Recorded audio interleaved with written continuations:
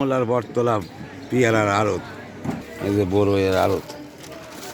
এখন তো শেষ সিজন, কী দাম গেল বড়ই এগুলা? একটু ভিডিও করে দিই। এগুলি 800 আর 1000 1200। ও, এখন দাম কম।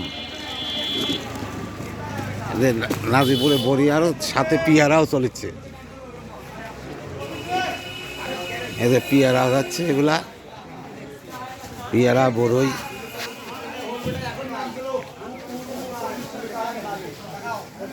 প্রচুর বড়ই,